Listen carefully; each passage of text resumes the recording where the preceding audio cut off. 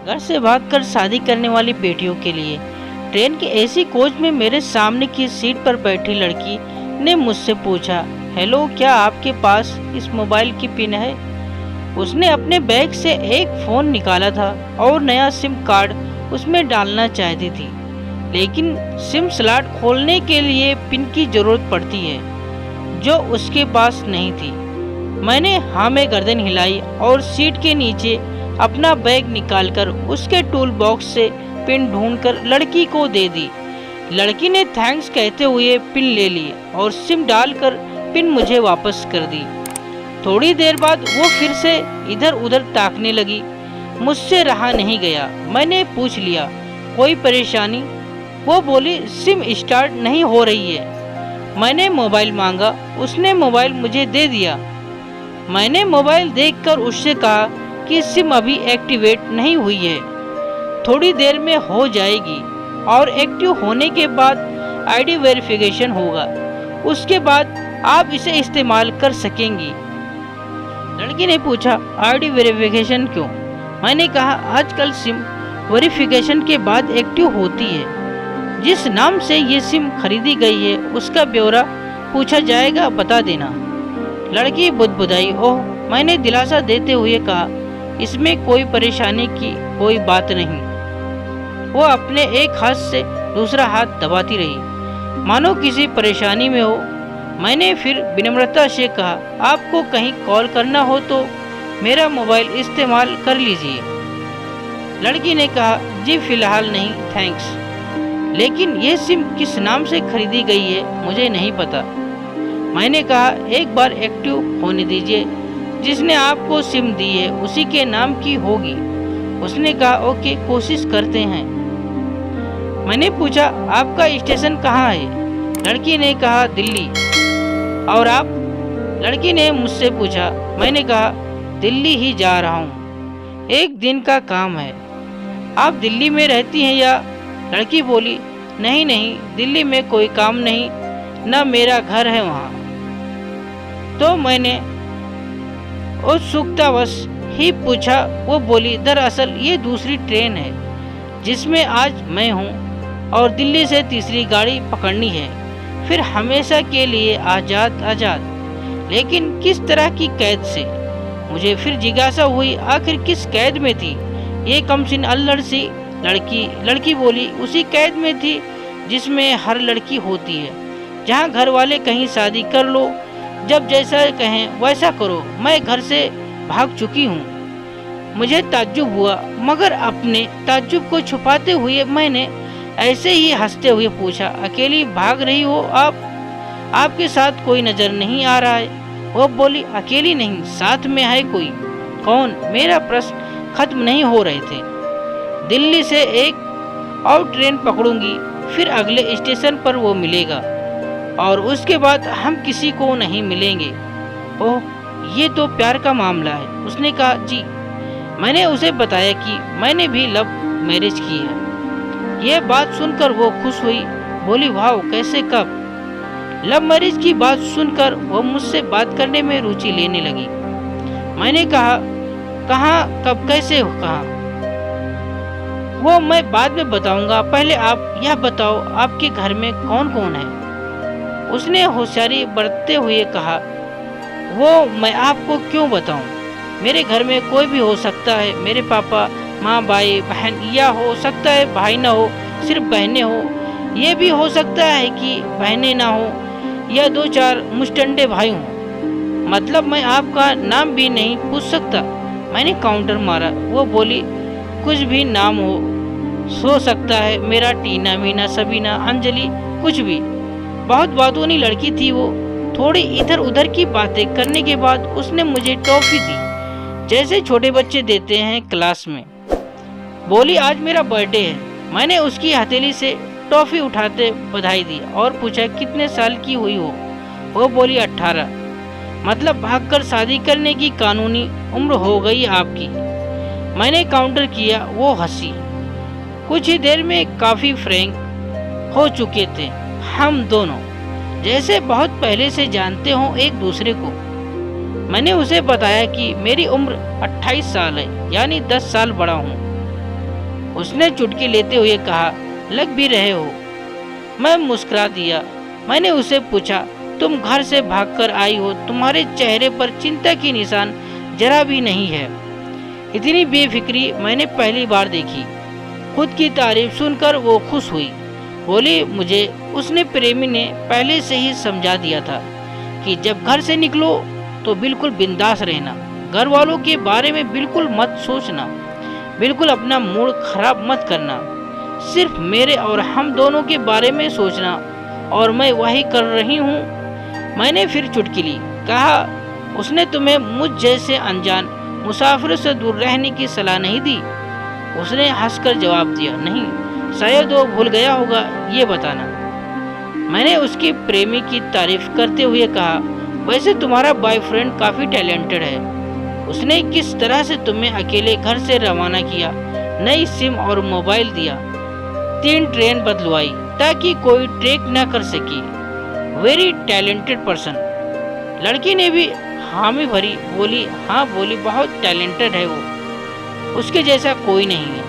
मैंने उसे बताया कि मेरी शादी को 5 साल हुए हैं, एक बेटी है 2 साल की, ये देखो उसकी तस्वीर। मेरे फोन पर बच्ची की तस्वीर देखकर उसके मुंह से निकल गया, सो क्यूट। मैंने उसे बताया कि ये जब पैदा हुई तब मैं कुवैत में था, एक पेट्रोल कंपनी में बहुत अच्छी जॉब थी, मेरी बहुत अच्छी सैलरी थी। फिर कुछ महीनों बाद मैंने वो जॉब छोड़ दी और अपने ही कस्बे में काम करने लगा। लड़की ने पूछा, जॉब क्यों छोड़ी? मैंने कहा, बच्ची को पहली बार गोद में उठाया तो ऐसा लगा जैसे जन्नत मेरे हाथों में है। 30 दिन की छुट्टी पर घर आया था, वापस जाना था लेकिन जा ना सका। इधर बच्ची का बचपन खर्च होते रहे, उधर मैं पूरी दुनिया कमा लूं तब भी घाटे का सौदा है। मेरी 2 टके की नौकरी, बचपन उसका लाखों का। उसने पूछा, क्या बीवी बच्चों को साथ नहीं ले जा सकते थे वहाँ? मैंने कहा, काफी टेक्निकल मामलों से गुजरकर एक लंबी अवधि के बाद रख सकते हैं। उस वक्त ये मुमकिन नहीं था, मुझे दोनों में से एक को चुनना था, आलीशान रहन सहन के साथ नौकरी या परिवार। मैंने परिवार चुना। अपनी बेटी को बड़ा होते देखने के लिए मैं कुवैत वापस गया था, लेकिन अपना इस्तीफा देकर लौट आया। लड़की ने कहा, वेरी इम्प्रेसिव। मैं मुस्कुराकर खिड़की की तरफ देखने लगा। लड़की ने पूछा, अच्छा आपने तो लव मैरिज की थी ना, फिर आप भागकर कहाँ गए? कैसे रहें और कैसे गुजरा वो वक्त? उसके हर सवाल और हर बात में मुझे महसूस हो रहा था कि ये लड़की लड़कपन के शिखर पर है, बिल्कुल ना समझ है और मासूम। मैंने उसे बताया कि हमने भागकर शादी नहीं की, और ये भी है कि उसके पापा ने मुझे पहली नज़र में सख्ती से रिजेक्ट कर दिया था। उन्होंने आपको रिजेक्ट क्यों किया? लड़की ने पूछा। मैंने कहा, रिजेक्ट करने की कुछ भी वजह हो सकती है। मेरी जात, मेरा धर्म, मेरा कुल, कबीला, घर परिवार, नस्ल या नक्षत्र, इन्हीं में से कोई काट होती है जिसके इस्तेमाल से जुड़ते हुए रिश्तों की डोर को काटा जा सकता है। बिल्कुल सही। लड़की ने सहमत दर्ज कराई और आगे पूछा, फिर आपने क्या किया? मैंने कहा, मैंने कुछ नहीं किया। उसके पिता ने रिजेक्ट कर दिया। वहीं से मैंने अपने बारे में अलग से सोचना शुरू कर दिया था। खुशबू ने मुझे कहा कि भाग चलते हैं। मेरी वाइफ का नाम खुशबू है। मैंने तो टूक मना कर दिया। वो 2 दिन तक लगातार जोर देती रही कि भाग चलते हैं। मैं मना करता रहा। मैंने उसे समझाया कि भागने वाले जोड़े में लड़के की इज्जत और शान पर कोई खास फर्क नहीं पड़ता, जबकि लड़की का पूरा कुल धुल जाता है। फिल्मों में नायक ही होता है जो अपनी प्रेमिका को भगा ले जाए, और वास्तविक जीवन में भी प्रेमिका को भगाकर शादी करने वाला नायक ही माना जाता है। लड़की भगाने वाले लड़के के दोस्तों में उस लड़की का दर्जा बुलंद हो जाता है। भगाने वाला लड़का हीरो माना जाता है। लेकिन इसके विपरीत जो लड़की प्रेमी संग भाग रही है वो उल्टा कहलाती है।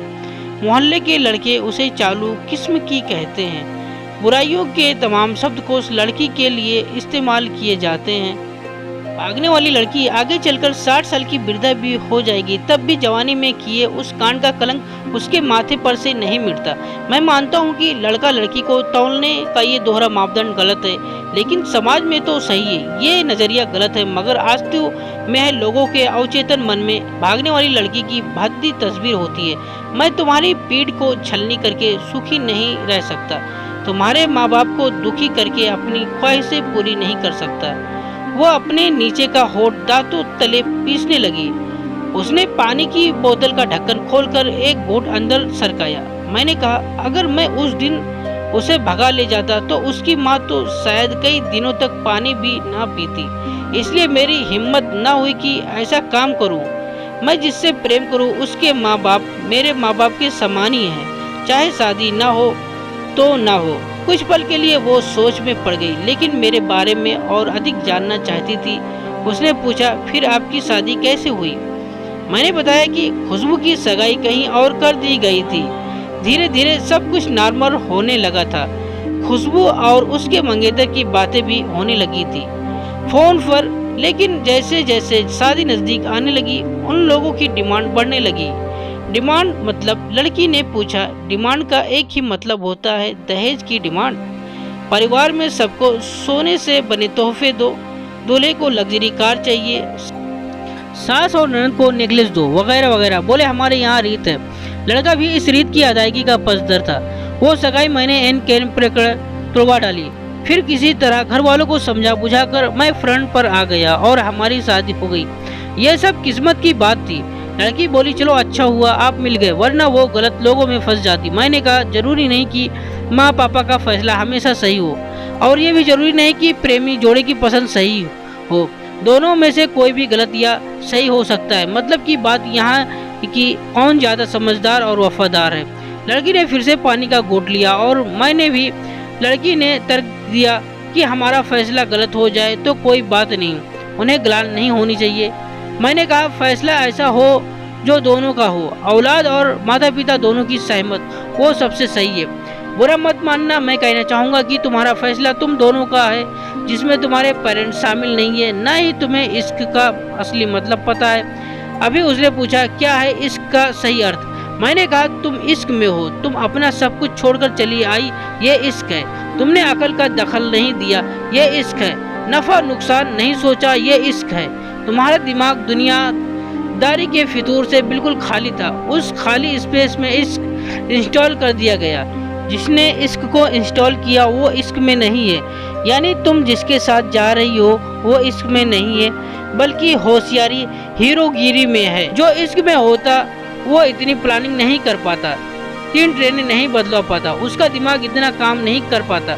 कोई कहे मैं आशिक हूँ और वो सातिर भी हो, ये नामुमकिन है। मजनू इश्क में पागल हो गया था, लोग पत्थर मारते थे। उसे इश्क में उसकी पहचान तक मिट गई। उसे दुनिया मजनू के नाम से जानती है, जबकि उसका असली नाम कैस था, जो नहीं इस्तेमाल किया जाता। वो सातिर होता तो कैसे मजनू न बन पाता। फरहाद ने सीरी के लिए पहाड़ों को खोदकर नहर निकाल डाली और उसी नहर में उसका लहू बहा था। वो इश्क था। इश्क में कोई फकीर हो गया और कोई जोगी हो गया। किसी मांझे ने पहाड़ तोड़कर रास्ता निकाल लिया, किसी ने अतिरिक्त दिमाग नहीं लगाया। लालच, वासना और हासिल करने का नाम इश्क नहीं है। इसका समर्पण करने को कहते हैं। इसमें इंसान सबसे पहले खुद का समर्पण करता है, जैसे तुमने किया। लेकिन तुम्हारा समर्पण हासिल करने के लिए था, यानी तुम्हारे इश्क में दृढ़ता की मिलावट हो गई। लड़की अचानक से खो सी गई। उसकी खिलखिलाहट और लड़कपन एकदम से खामोशी में बदल गया। मुझे लगा मैं कुछ ज्यादा बोल गया, फिर भी मैंने जारी रखा। मैंने कहा, प्यार तुम्हारे पापा तुमसे करते हैं। कुछ दिनों बाद उनका वजन आधा हो जाएगा। तुम्हारी माँ कई दिनों तक खाना नहीं खाएगी, न पानी पिएगी, जबकि आपको अपने प्रेमी को आजमा कर देख लेना था। न तो उसकी सेहत पर फर्क पड़ता, न दिमाग पर। वो अक्लमंद है, अपने लिए अच्छा सोच लेता। आजकल गली मोहल्ले के हर तीसरे लौंडे लपाड़े को जो इश्क हो जाता है वो इश्क नहीं, वो सिनेमा जैसे कुछ है। एक तरह की स्टंटबाजी, डेयरिंग, अलग कुछ करने का फितूर, और कुछ नहीं। लड़की का चेहरे का रंग बदल गया। ऐसा लग रहा था वो अब यहाँ नहीं है। उसका दिमाग किसी अतीत में टहलने निकल गया। मैं अपने फोन को स्क्रॉल करने लगा, लेकिन मन की नजर उसकी तरफ ही थी। थोड़ी ही देर में उसका और मेरा स्टेशन आ गया। बात कहाँ से निकली थी और कहाँ पहुँच गई। उसके मोबाइल पर मैसेज टोन बजी, देखा सिम एक्टिवेट हो चुकी थी। उसने चुपचाप बैग में से आगे का टिकट निकाला और फाड़ दिया। मुझे कहा एक कॉल करना है। मैंने मोबाइल दिया। उसने नंबर डायल करके कहा सॉरी पिताजी, और सिसक कर रोने लगी। सामने से पिताजी फोन पर बेटी को संभालने की कोशिश करने लगे। उसने कहा पिताजी आप बिल्कुल चिंता मत कीजिए, मैं घर आ रही हूँ। दोनों तरफ से भावनाओं का सागर उमड़ पड़ा। हम ट्रेन से उतरे। उसने फिर से पिन मांगी। मैंने पिन दी। उसने मोबाइल से सिम निकालकर तोड़ दी और पिन मुझे वापस कर दी। एक बात ध्यान में रखें, अपने माता पिता से ज्यादा आपको कोई प्यार नहीं दे सकता। माता पिता हमेशा आपके लिए अच्छा ही सोचते हैं, क्योंकि अपने माता पिता का दिल दुखाकर आप कभी खुश नहीं रह सकते। दोस्तों, हम आशा करते हैं कि आपको ये कहानी सुनकर जरूर अच्छी लगी होगी। कृपया करके इस कहानी को आप अपने दोस्तों और परिवार वालों के साथ शेयर जरूर करें।